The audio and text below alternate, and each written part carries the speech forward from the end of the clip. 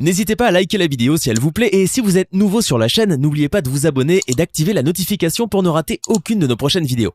Faisant suite à la volonté du commandant suprême des forces armées de la République démocratique du Congo, exprimée par le chef d'état-major général des FARDC dans son télégramme numéro 01-307-commandement-2022 du 6 juillet 2022 portant réaménagement du commandement dans la province du Nord Kivu, une remise et reprise du commandement des opérations dans cette province a eu lieu entre les gouverneurs militaires, le lieutenant-général Ndima Kongba, commandant des opérations sortant, et le commandant 3e zone de défense, le lieutenant-général Yav Irung Filemon, commandant des opérations entrant, c'est 12 juillet 2022 à Goma. Pour le commandant des opérations sortant, ce changement dans la conduite des opérations s'inscrit dans le cadre de la continuité des opérations que mènent les forces armées de la République démocratique du Congo et puis que cette partie de la province est agressée par le Rwanda.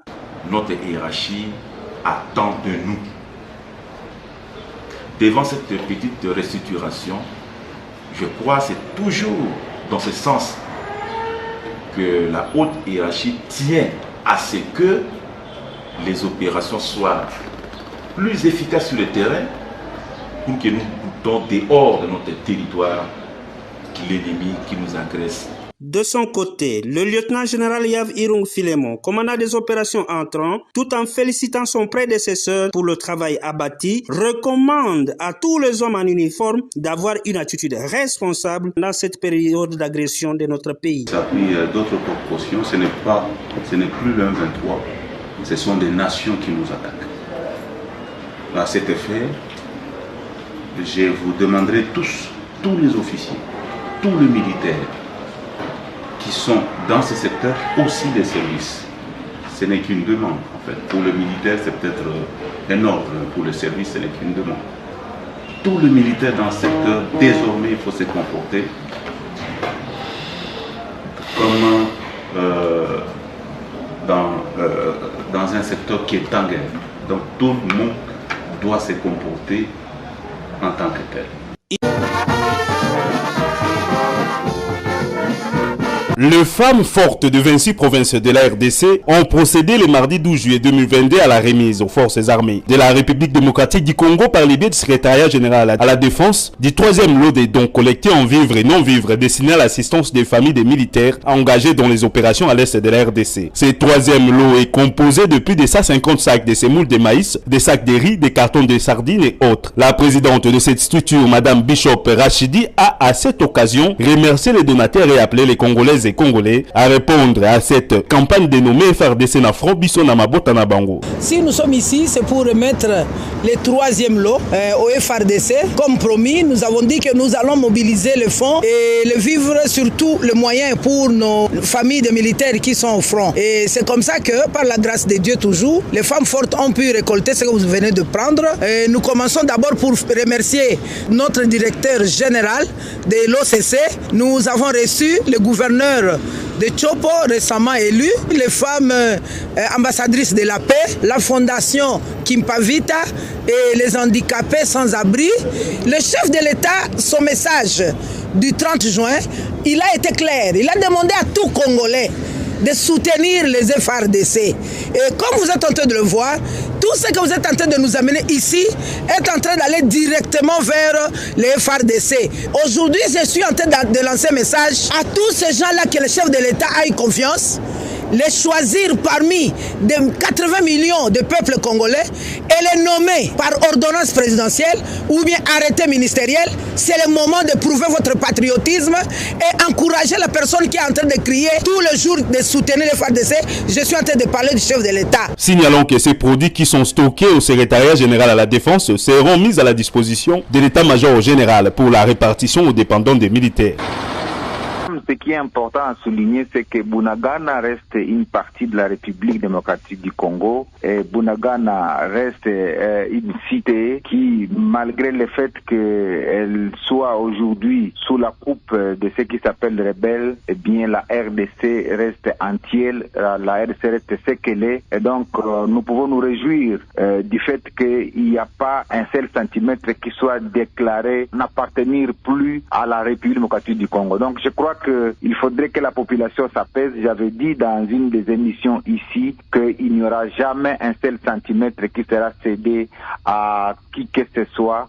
Et donc Bunagana reste une partie de la République démocratique du Congo. C'est ce que je peux dire en ce moment. Mais le gouvernement n'a pas de contrôle sur cette cité importante, Monsieur Julien Paluku.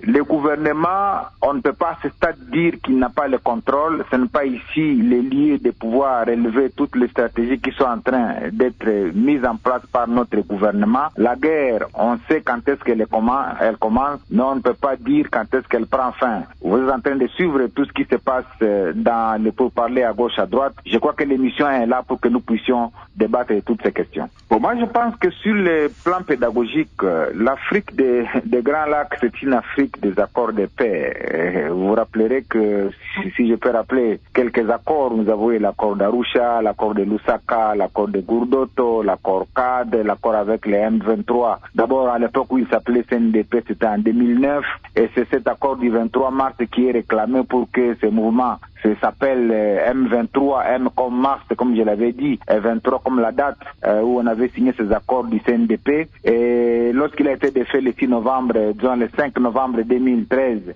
on est allé encore le ressusciter par un autre accord qui avait été signé à Nairobi en décembre 2014. En fait, un accord que moi j'ai qualifié d'un accord qui ressuscitait le M23 lorsqu'il était enterré en novembre 2013. Eh bien, tout cela, à mon avis, les accords de paix, en conclusion, sont les faits de la faiblesse militaire des États. Les États qui sont militairement forts ne recourent pas aux accords de paix. Et c'est cela l'interpellation que j'ai toujours faite depuis que j'étais gouverneur pour dire RDC doit construire son système de défense. Et le président de la République, vous avez suivi dans son message du 30 juin, lorsqu'il a fait un appel à la mobilisation générale pour demander la jeunesse à se faire recruter dans l'armée, c'est parce qu'il a identifié effectivement les problèmes de notre pays pour dire nous devons investir dans la construction de notre système de défense parce que les accords de paix répétitifs traduisent la faiblesse de notre système de défense et de sécurité, étant donné que nous les avons signés depuis la nuit des temps, mais ils ne nous ont jamais amenés effectivement à résoudre les problèmes. Je suis en train de faire une analyse, à chacun de pouvoir tirer une conclusion. Vous vous rappellerez par exemple que la rencontre que le président de la République a eue le 5 juillet à Luanda avec le président Kagame, pour moi, c'est une rencontre révélatrice parce qu'au moins on est arrivé à mettre en face les vrais acteurs, parce que tous les accords qui ont été signés mettaient en place les épouvantails, c'est-à-dire des gens qui n'étaient pas les auteurs et les acteurs réels. Donc la force de la diplomatie congolaise s'est révélée le 5 juillet lorsque le président Lorenzo a mis en face le président de la République Félix Tshisekedi, qui est le chef de l'armée qui se bat à Rutshuru, à Bunagana notamment, et le président Kagame qui se bat aussi à Rutshuru. Et c'est ça la force de la diplomatie congolaise, lorsque les acteurs en conflit se sont retrouvés au lieu de nous ramener effectivement les épouvantails qui ne sont pas les acteurs. Et donc je considère qu'à partir du moment où les acteurs se rencontrent au sommet, on est en train d'être au début de la solution aux problèmes dans la région des Grands Lacs. Oui, mais nous ne pouvons pas attendre un discours différent de celui-là, mais au moins les preuves sur le terrain sont claires. Imaginez-vous, pour ceux qui ne le savent pas, que vous êtes à Tchanzu. À Tchanzu, c'est à 0 mètre du Rwanda, et que des militaires ont une puissance de feu reconnue par la MONUSCO qui est supérieure à celle d'une armée comme celle de la RDC, à 0 mètre du Rwanda. Comment on peut s'imaginer que cette puissance de feu tombe du ciel alors que la frontière est à 0 mètre? Comment on peut avoir des effets militaires avec des écrits RDF de l'armée rwandaise? Comment on peut avoir des armes avec des indications d'un pays fournisseur qui a bien indiqué que c'est lui qui a fourni ces armes et qu'un pays continue à nier que c'est pas lui le fou. Donc moi je pense qu'il y a des langages qu'on donne pour la consommation diplomatique et des langages que nous comprenons en tant qu'acteurs parce que nous manipulons un certain nombre de données. Et il y a des choses qu'on ne sait pas livrer à l'opinion pour ne pas vexer un certain nombre de paramètres sur le plan de l'opinion publique. Mais je crois que les experts qui manipulent les données que nous voyons sur le terrain savent exactement que ce qui se dit dans les médias et même ce qu'on vous fait consommer dans les communiqués communiquer à l'issue des réunions. Nous en avons connu des réunions, des sommets des chefs d'État ou des réunions à l'international. On sait ce qu'on fait consommer à l'opinion et ce qui se dit en aparté. Donc je voudrais dire à l'opinion que l'agression est réelle, elle est totale et même les Nations Unies ont reconnu par la communication de la chef de la MONUSCO que la puissance de feu des éléments du M23 est bien supérieure à une puissance de feu des forces rebelles parce que les outils utilisés ne sont pas les outils d'une force rebelle mais c'est bien des outils d'une armée régulière comme une armée d'un pays. Je pense que je dirige la destinée de la chefferie, c'est d'un État. Et étant donné que le chef de la chefferie est empêché pour des repos d'années de santé et les informations selon lesquelles il y a de recrutement parmi les jeunes pour aller s'aligner du côté de l'ennemi du M23, c'est une réalité parce qu'on a même arrêté certaines personnes, certains jeunes qui se font enrôler et il y a même des jeunes qui sont tombés sur les champs de bataille. Et si j'ai lancé ce message-là, selon lequel pourquoi aller dans un groupe armé, là où quand tu meurs, ça demandait ou bien avoir un avantage quelconque. Le gouvernement est en train de recruter pour remonter, pour élever ses effectifs. Et vous, jeunes de Bachali, au lieu d'aller se faire enrôler dans les forces loyalistes, vous dites, moi, je vais aller au niveau de la PSLC, je vais aller chez les Bazungu Nyatura, je vais aller dans des groupes armés. Ça, c'est une folie, un mauvais calcul. Voilà pourquoi j'ai rappelé une fois de plus les jeunes que ceux-là qui voudraient, même ceux-là qui sont en brousse, qui détiennent illégalement les armes, et soi-disant qu'ils voudraient défendre les leurs, la place aujourd'hui de défendre les leurs n'a plus de place, cette place-là n'a plus de place.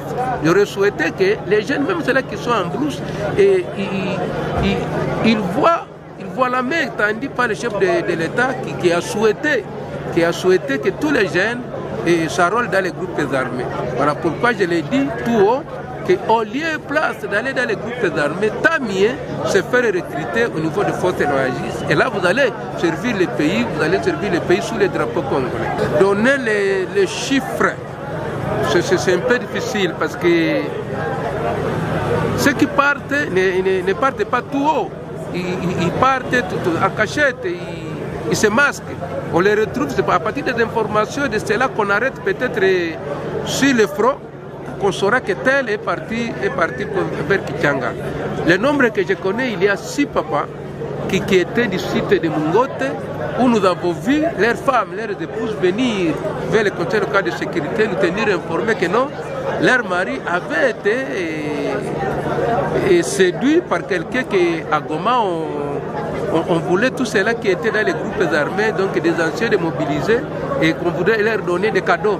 C'est comme ça qu'ils sont partis, mais l'information selon laquelle nous avons aujourd'hui est que ces six papas qui sont partis sont déjà morts.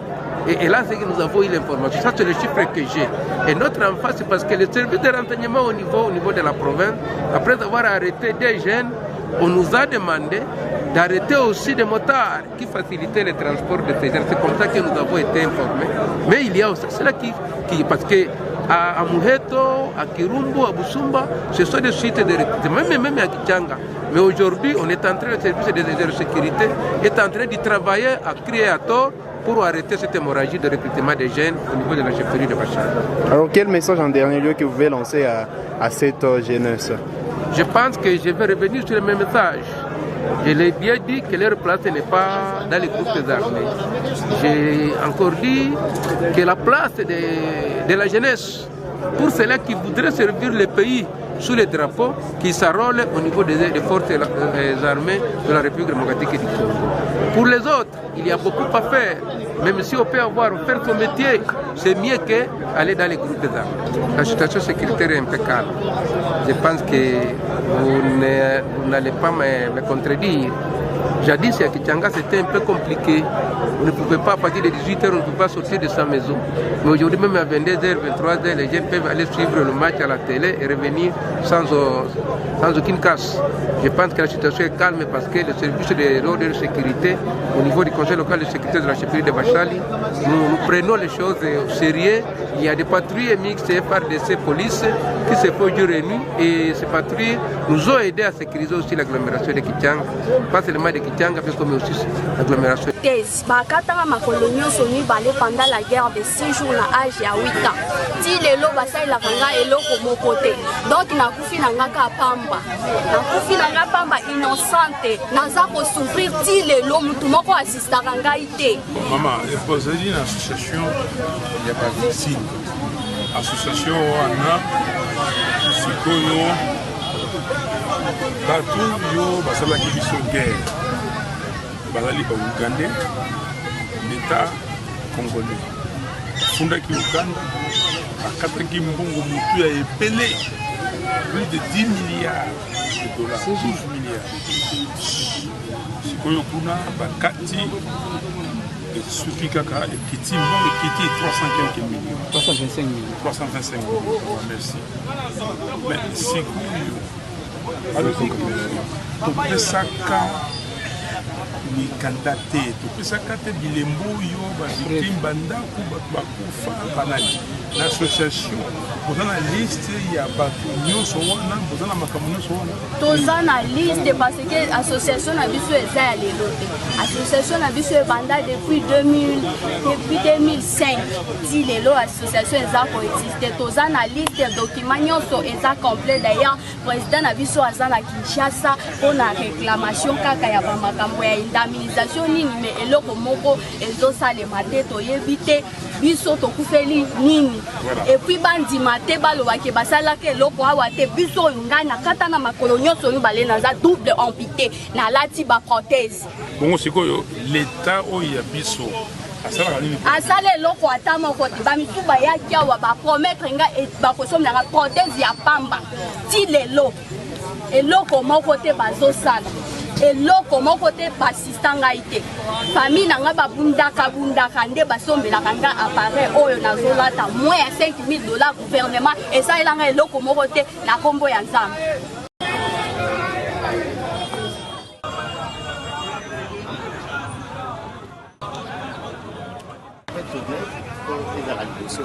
Ça c'est la guerre de 6 jours, c'est ça.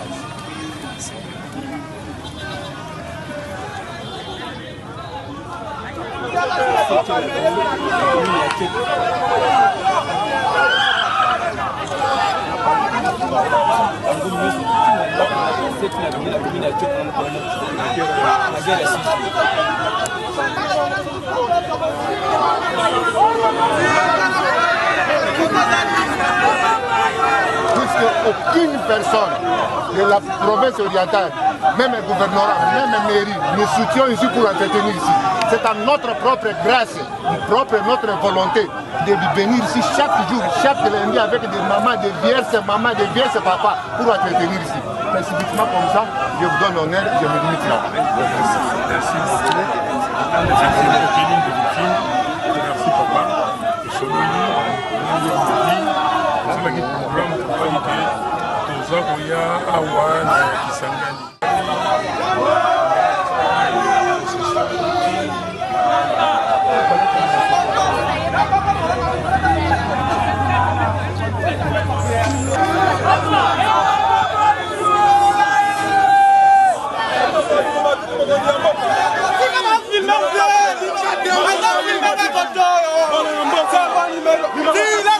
Attention, s'il vous plaît, monsieur.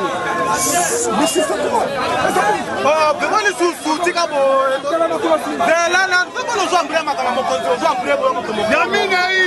C'est